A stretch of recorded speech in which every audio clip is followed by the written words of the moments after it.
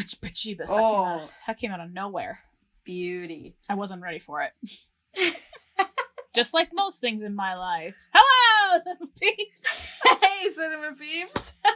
Happy Tuesday! Happy Tuesday! Made it through another week.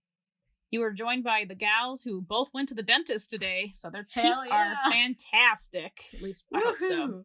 I don't really know. I found out I've got one extra tooth, possibly, so... And mine are getting smaller. I wish that was my problem. No, you don't want, like we said, the grinding. Have you takes seen away the size the of these animal. teeth? This is now a teeth podcast. We're just compare our size to our teeth and see. I always really liked, what was it, the third tooth in? It's not as your canines? Yeah, it's not as prominent anymore, but I felt like they definitely seemed, and maybe it was all in my head, they seemed more canine-like. Yeah. And I like werewolves, so I like to think, I was like, ooh, I'm just ready. I wasn't fully dedicated like those people who are really into being vampire. Oh my god. Sorry, I'm getting really off topic right now. But have you seen those videos where there's people who are convinced they're vampires? Yes. Blows my mind. Right? And they drink blood. It's just it's not funny, but it's just I guess it's just hard to wrap my head around it. You know? Everybody has their thing. Do you remember that commercial? There's that commercial. Oh, yes. Every Canadian kid knows. Yeah. Yeah. And it's not everybody's good at everything, but everybody's good at something. There's the What's kid your who does thing? Yeah, there's the kid who does the dinosaur noises. This is the T-Rex. Yeah. Someone posted that, and I think it was a meme or something, because someone commented what the fuck is this? And they're like, oh, you're not from Canada, that's why. Right? The North American house hippo. That is the best thing ever. I love that commercial. It's so funny, because the whole idea of it is to be hey, don't always believe what you see. Yeah. And yet everybody's no, we want this now. We want, right? Why would you show? Nobody knew they wanted a house hippo until they showed it to us and be see, look, things can be fake. We're no, we want the house hippo. You're just searching your closet for this little house hippo now. Right? So genius. And they always classic, don't put it in your mouth, which I'm pretty sure was made by people on acid. Don't put it in your mouth. Yeah. That's a good one. 100%. Oh, there was another one too that was the TV talking. Did you see that one where the TV had a face and it was walking around and talking and stuff like that? Oh, was that on a kids channel? Maybe, yeah. Because I vaguely remember, TV talking during the interludes of cartoons, and that was way too much. I believe so, because I always remember all of them, and they had that a message from concerned children's advertisers at the end. Yes, yeah. It was a talking TV. It was right, yeah, really weird. Just, oh my goodness. Oh, the nostalgia. What a time to be alive and to make weird commercials. Right? I feel they should continue to play the North American house hippo commercial these days, because seriously, you can't always trust everything on TV. I think they or social media. Yeah, that right? I think they actually did a revamp of it. Did they? Yeah. They did a revamped commercial of it with the house hippo. Oh. I don't remember what it was for. It was probably for the same shit. Movie? I didn't know the house hippo movie. There's a movie? Yeah, okay. I can remember that commercial, word for word. Yes, House Hippo 2.0 came out in 2019, supposedly. How did I miss this? Yeah, it's. I think it's the exact same thing. They just revamped it because everybody wanted it. Oh my god. Boop, ba ba doop, bop, boop, boop. Okay, so surprise to no one, I've not caught up on. I'm now even 3 episodes behind on Batwoman, but I promise I'm going to get on the elliptical this week so then I can catch up. Do it. I actually have not watched this week's episode, so that's okay. Okay, sweet. Perfect. I did, however, watch the 2-hour season premiere of Superman and Lois. Oh, and your thoughts? All right, so first off the back, I'm going to say this. I forgot to record it. Luckily, it was on demand, so everything was great.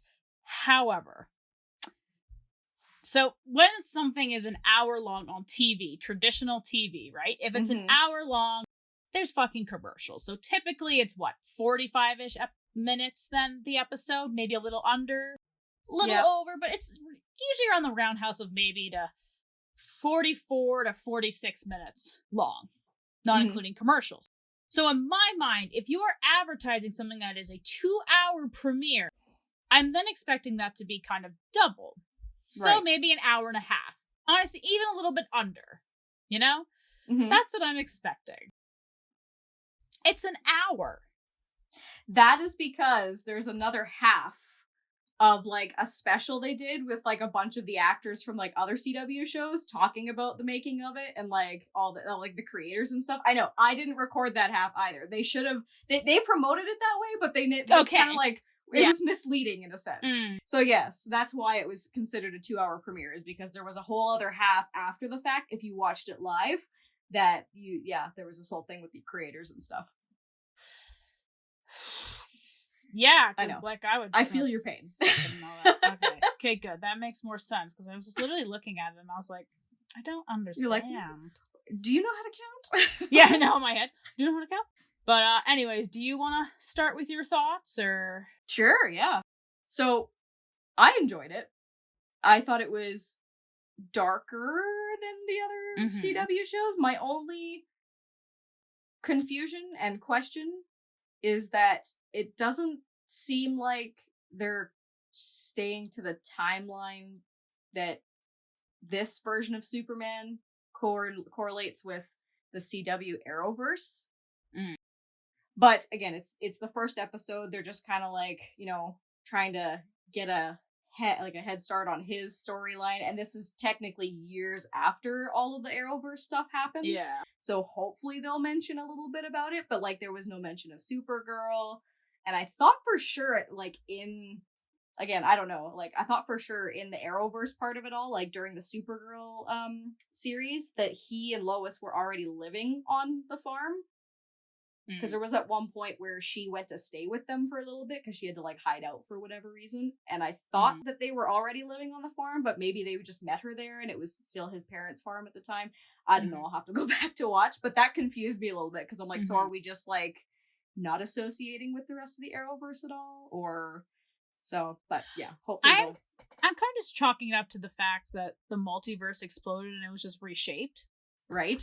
Because I was pretty sure that they already had gave birth to a single son, and now all of a sudden in the series they have twins. So right? Yeah. That's what I'm going off of. That's why I wasn't thinking too hard about it. I was like, I'm just going to assume this and move on.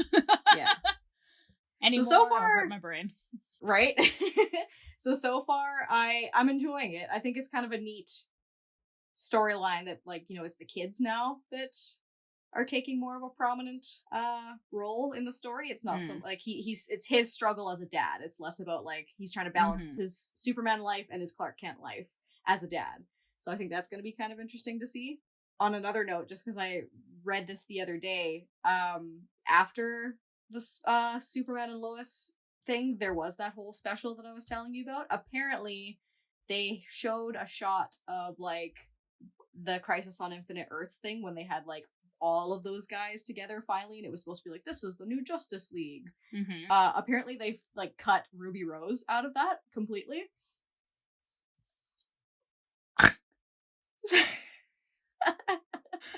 That's some high school bullshit. I should know. Right? I've definitely done that. Wow. So there's no, they haven't said why. I don't know if it's for legal reasons or, and then at the same time that leads me to like wonder if this whole storyline in Batwoman of like Kate Kane is missing is just gonna fizzle out by the end of this season, and it's just gonna be like, well, we can't find her. Oh well, they're just gonna give up kind of thing. I could see that, yeah. So yeah, but yeah, I was like, ooh, okay. I didn't think that was necessary, but okay. Ouchie ouchies. Yeah. Anyways, what are your thoughts on the show? I mean, it's only the first episode, so I can't be too critical. Yeah. Didn't too much care for it. I had a hard time not picking up the controller and pressing pause to see how much time was left. Oh, really? I was like, just let it play out, Kaylee. Don't touch the controller. And I guess it's also slightly confusing, and maybe you can speak more to this because you've watched all of Smallville. But to me, or not even just Smallville, but like you said, you've watched the other kind of Superman TV shows. Mm-hmm. To me, when the title's gonna say Superman and Lois, I just kind of assume to be more about like them together, if that makes sense. Whereas just like you were saying, it just seems like, at least, and again, maybe just because it's the first episode, it just seems like right now it's just the Superman story of woe is me and me good daddy, and Lois is just there to be like, it's a human response. Like literally like both times where advice was, it was human response, and I was like, okay. Yeah. That's cool, I guess. You know? And I guess like for those who haven't watched the episode, sorry for the slight, I don't know if it's really a spoiler, but whatever. There's definitely a hint that there's something happening in Smallville, maybe very sinister, so I think maybe Lois's key is going to be like, I'm going to investigate it, or whatever. But yeah, I just didn't get the vibe of, like, to me, it might as well have just cut out Lois and called it Superman. Right? And again, like I said, first episode, so maybe that's just kind of like overthinking it already. Yeah. But yar. No, I get that. I can totally see that. I want to give it the benefit of the doubt that they're hopefully going to, because they're like every other actor from the CW universe that I've seen like promoting it, like up until the day of the premiere, they were all tagging the actress who plays Lois in it. And I'm like, that, I mean, you know, at the time I'm like, why not both of them? Like, what's not meaning it in the way it's gonna sound, but like, what's so special about her? Like, why are we tagging her, right? But it's like, right, like Lois Lane's awesome. I love Lois Lane. She's an excellent character. So I hope that they do more with her in it. I really loved how Erica Durance played her on Smallville. She's so far, I mean, she's my favorite Lois Lane out of all the renditions of Lois Lane there are. Obviously, you know, the original like 1970s versions, but I really liked how she portrayed Lois Lane in Smallville. She was very like, you know, girl power, strong investigator kind of, you know, kicking ass, taking names kind of person. So yeah, hopefully this show will kind of, yeah, like you said, have more of the two of them together, not so much just like her in the background and it's still Superman. Yeah. Right? Again, first vibes, obviously.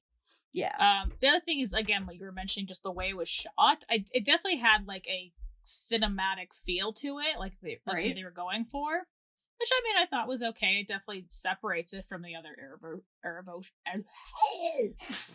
Arrowverse shows, you know, which is a good thing because there's so many of them. So it's important that you can distinguish what is what, to have your own signature. Some of the CG I was like, oh, maybe you shouldn't have done that. And again, I feel like give television a lot more slack, or I give them a way, oh my god, words are hard. I give them more slack. If there's like shitty CGI in television, I give them way less slack, or more slack. Oh my god, I don't even know what basically what I'm trying to say is that I don't judge them as harshly. And I think a lot of it's just because of the time budget time and the budgeting. So like, I'm not, I don't know, super butthurt. I'm like, oh, that doesn't matter. Whereas versus like something like a fucking blockbuster, where it's like, oh, we put millions of dollars into this, and I'm like, why does it look like shit then? Like, explain then. You know? I don't really want to talk about that. You know, shit like that. So there is some like not so pleasant shots, but then there's other shots I thought that were really good. So there you go. But Yar, I will continue, maybe at least for a little while longer. But yeah, as of right now, I'm just kind of like,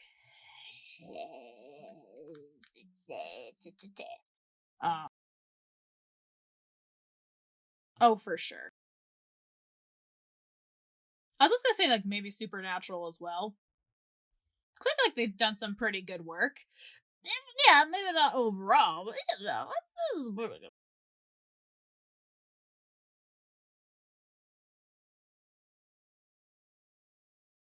Yeah.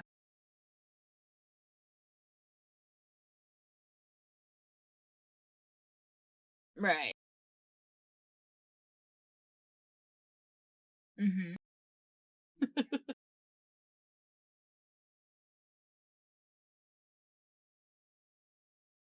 Mm-hmm.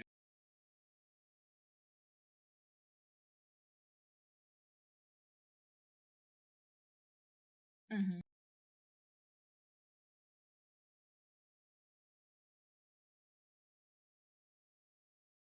Yeah. Mm-hmm. Yeah.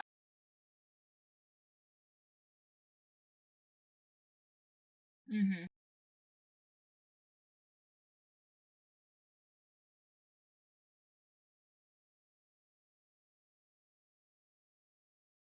I'm just a purist, that's all. Yeah, I think, yeah, definitely Game of Thrones for sure. I never watched it, but maybe The Walking Dead as well, potentially. Yeah. And now we got stuff like The Mandalorian, you know, with their fucking volumes fucking filming thing where you're like, is that a location? No, it's all fucking screens and built inside a camera. And you're like, what the actual fuck? We're getting there though. We're getting to the point where it's gonna be hard. Talk about Inception. Right? Mm-hmm. Oh boy, oh boy. Yeah, but now I'm happy because, yeah, you mentioned this before. I don't think you said this in the beginning podcast. I don't remember. But today, we're recording this episode. Flash is finally back on TV, so. Yeah, that's why I'm wearing this shirt. I have my cool shirt too. It's no Animal Crossing. Your shirt's awesome. Thanks. My shirt's really cool too. Yep, Flash comes back today, and I'm excited because we've been deprived of it for a year. Oh, yay!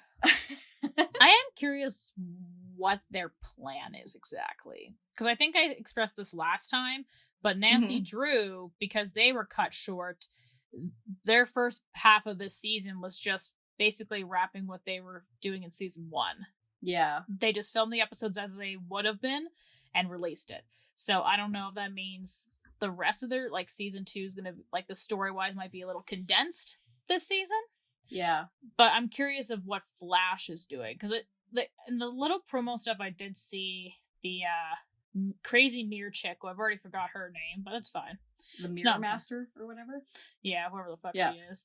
You know, like, so it seems like she's still there. So I'm getting the vibe they might be doing the same thing, or they're just going to pick exactly where they left off. I think so.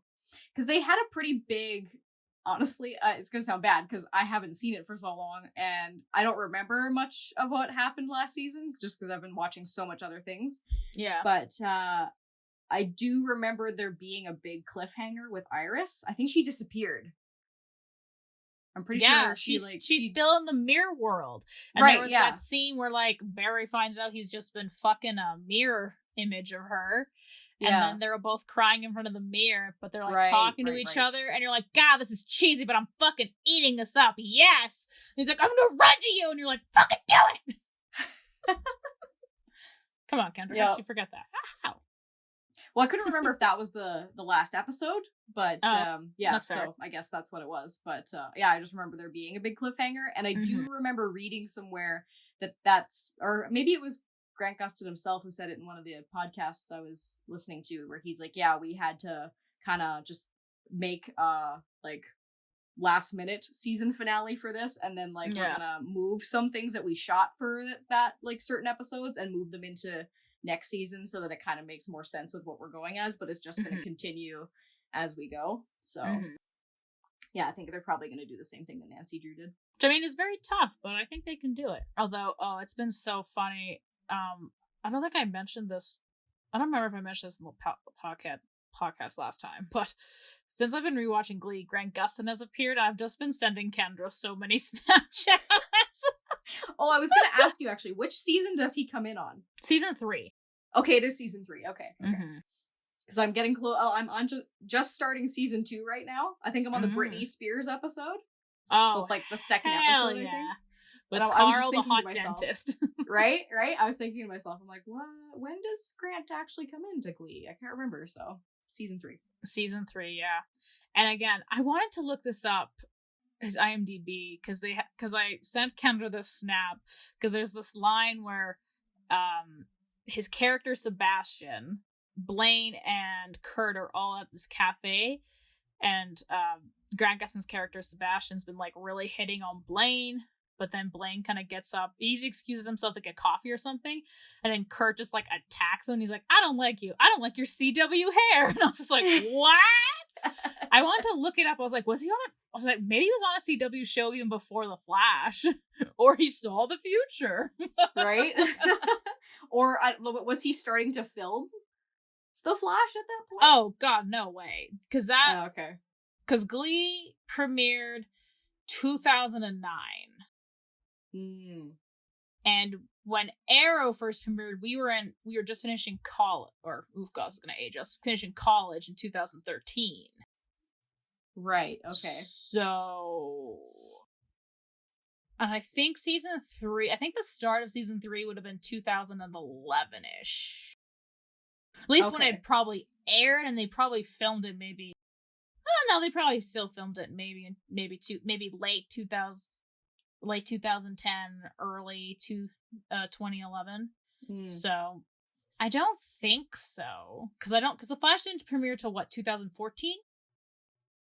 Yeah, 2014. I didn't watch it when it first came out, so I honestly don't know. What? Oh, I was so excited when it came out. I think, okay, this is gonna be really bad, but somebody leaked the first episode on YouTube like a week or two before it even came out, and I fucking watched it. I mean, I watched it again when it came out, but like I was that excited. I don't know why I was just so excited. Yeah, because I never used to be as big of a superhero fan as I am now, and Xena was the one who convinced me to watch The Flash, and then you and I started to, talk about it more too, and so now I've become more of a fan, obviously, but before, I didn't watch it when it came out. I think I was on season 2 when it came out, just finishing season 2 into season 3 when I started actually being able to watch it live.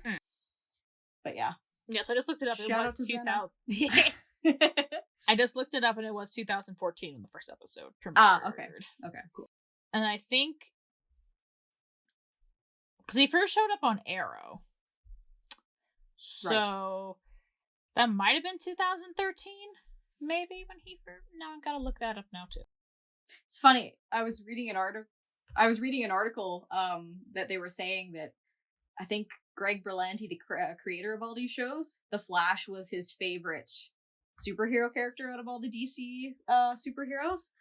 And initially he was like, no, we're not going to do a Flash show. Like, we're going to do Arrow, and we wanted to do kind of like a darker thing for CW, kind of like along the lines of how the Christopher Nolan Batman, that like they were trying to do something like that. And he's like, we have no plans for a Flash. We want to stand out and do something completely different. And it's like, 3 seasons later.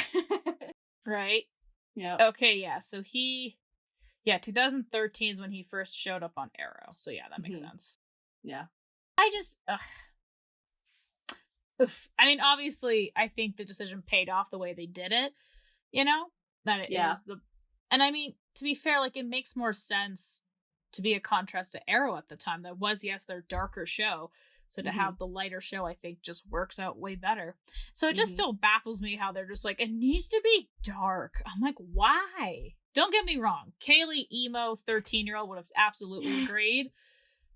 But, like, holy shit balls. Everybody needs balance in their life, man. Like, and I think The Flash is very hot. Like, I don't know. At least all the renditions I've ever seen of him, I think it's hard to be like, this is the serious character. When it's like, fuck, you have super speed.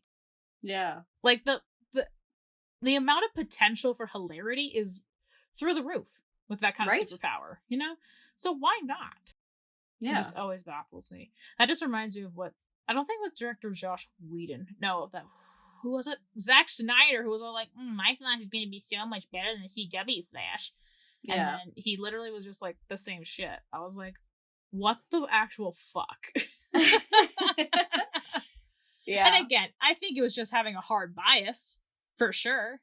Yeah. But I also feel like if you're going to come out guns a-blazing, you better but he didn't. Yeah. So, no hate on Ezra Miller or anything. I just, more of that comment I did not appreciate. Right? Well, and too, like it was in a magazine that I read that for. You can probably Google it and find it anywhere. I'm sure, there's an interview somewhere that Greg Berlanti's talking about it. But at the time, I think it was more so just because the CW has such a rep for being like the after school special teeny bop kind of channel, right? That's where all the teen shows are. And so I think he just wanted to try to like stand out amongst all of those other ones that kind of had their, they didn't want to turn Oliver Queen into that like, teeny bopper kind of show sort of thing. So that was that. In that regard, that's why he wanted to make it, a little more darker and not so much lighthearted. They want to, keep Oliver Queen kind of more like that Bruce Wayne sort of like dark mystery Batman. But yeah, it's just kind of cool that, he was like, yeah, we were just going to do a standalone Arrow show. We didn't really want to like add more characters in there. And then all of a sudden he did. And obviously it worked. More. But I agree. Like I would think in Zack Snyder's case, I feel like because there was such a battle between Marvel and DC in the film verse at that in that time, he's like, no, we want to stand out and do our own thing. Like everybody wants to stand out and be different. Everybody wants to, make the next big thing, right? And in his case, I don't think it turned out for the better. Cause but we're getting a 6 hour, 7 hour Snyder cut or whatever the fuck it is. But yeah, in my mind, there's no additional scenes that can help that film. So for Justice League? Yeah. I think overall, it's just to me, it was just a panic to get some sort of big, epic movie out with a bunch of the superheroes everybody's been looking for because Marvel's done so well with like everything and story-wise, and that's I think where everyone's like, oh, well, who are you to say anything? But like, I don't know, story-wise, you want to set up the characters so that we have somebody to root for when they all end up coming together. Yeah. You can't just bring people together and, maybe a couple of things about them or about their history through the comic books. And I mean, you might agree or disagree, but it's like just because you know who Wonder Woman is in the comics doesn't mean how Gal Gadot portrays her is gonna, she's gonna, bring that part of it to life on screen, right? You want to see how she brings it to life. Yeah. And so by doing a standalone movie of her, so you can kind of see that and get to know her and root for her as her version of Wonder Woman, then that's when, they all come together and you're like, yeah, that's if that makes sense. Yeah. No, I think that totally makes sense. I think, words are hard these days. I think with Marvel, because a lot of their characters hadn't had their own standalone films, so I think they knew they had to be like, okay, one at a time, and they did the slow burn, and it is continued to pay off for them to this day and beyond. Clearly, yeah. I think the problem with DC, at least in terms of the cinematic world, is that how many Superman movies have there been even before Man of Steel came out? 4 or 5 Batman. In 70s, and same with Batman. So I feel like when Marvel was picking up steam, and doing so well, I think and again, this is pure speculation, like the studio must have been like, well, people are already familiar with these characters, we can just throw them together. But as you said, like somebody who portrays the character differently is going to bring something new to the table. We're going to have people who don't know. I know that sounds crazy, but there are people in the world who don't know, who haven't read every and that's why I think for a lot of people, when they're like, oh, I want to read the comics, but it's very difficult in terms of, let's keep one thought and just go with that, okay? It is hard for people then to be like, I want to get into the comics when there's been so many reboots and reworks. And I think, my friend was telling me this the one time when we were discussing comic books, it is a little bit easier to get into DC because they reboot themselves constantly, but at least then they're like, this is the new reboot. Everybody gets a clean slate. So, for example, all the comics I have right now are from the New 52 is what it's called. But I think since then they've definitely been, there's the new Birth series now for everybody. Yeah. There might have been a new one, but at least then when they're rebooted and they're, have their clean slate, everybody's on the same page again, and they can restart or add stuff or do whatever. Whereas I guess Marvel, it's just a shit show. It's like there's things just everywhere and it's really hard to connect them all. Yeah. In that regard. But I think you just can't expect people to be like, well, you should just know. And you should just enjoy it. Yeah. It's like, it's hard for me to just enjoy this when I don't know any of these, like, I don't know how they're bringing these characters to life. I don't know. Right? And I mean, if you're going to go with the same thing, I mean, I guess that's fine. There's nothing wrong with sticking to tradition, but it's always a little more interesting and fun to be engaged when there is something different. Yeah. And like, you know, with how DC's kind of done it, like it's very backwards. You're thrown into the mix with a character who's like in their thought process already, you know, in the thick of it. And then you have to backtrack to understand who they are. So like for Harley Quinn, for example, you know, we saw her in Suicide Squad. She was really the thing people were looking forward to the most out of everybody in that show. Honestly, didn't know who any of the rest of the people were other than her, right? And it wasn't until I started watching the Flash shows that I realized, oh, Captain Boomerang. They had an appearance of him on the show. Okay, so that's the connection there. But and then when they did the whole Suicide Squad thing with Arrow, I was like, oh, okay, so now I can kind of understand a little bit more about what the Suicide Squad's about.